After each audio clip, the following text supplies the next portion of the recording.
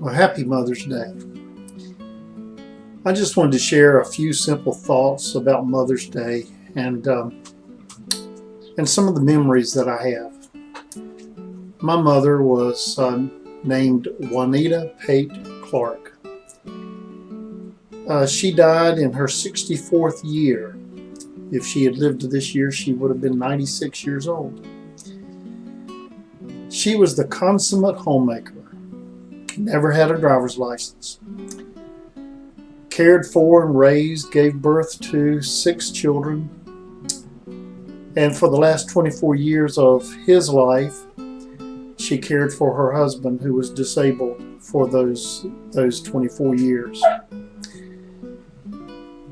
There's so many things I remember about my mother. She had an interesting hobby. Or a habit. She loved to whistle while she worked in the kitchen. And in that old farmhouse that we had the windows raised and no central air conditioning, you could hear her whistle all over the farm. And if she wasn't whistling, she was singing. And it was usually an old favorite hymn. I remember hearing her sing oftentimes, "If I could hear my mother pray again." Well, that's probably one of the most precious memories that I have of my mother. At the end of the day, when we would gather around what we now call as the family altar, we would read the scriptures and we would pray.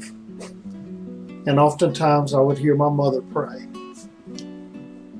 And her prayers seemed to be so gentle and sweet that they had to go right to the throne of heaven.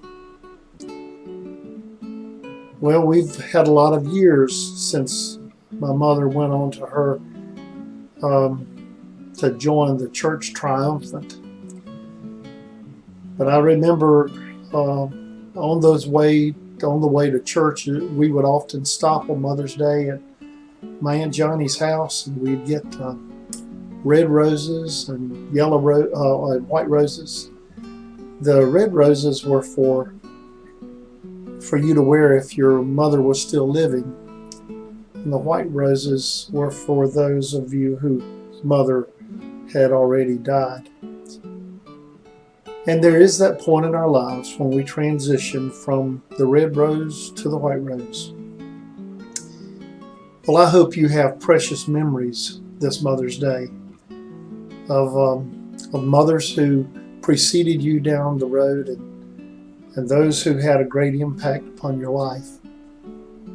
And as you continue down the road of motherhood, I hope that you can experience some of the great joy of being a mother as you look around at the family and the children that are a part of your life this day and time. On this Mother's Day, Gail and I celebrate not just being parents, but being grandparents and being great-grandparents. So it does continue on. So happy Mother's Day. And may the true blessings of God be upon you this day and every day. Amen.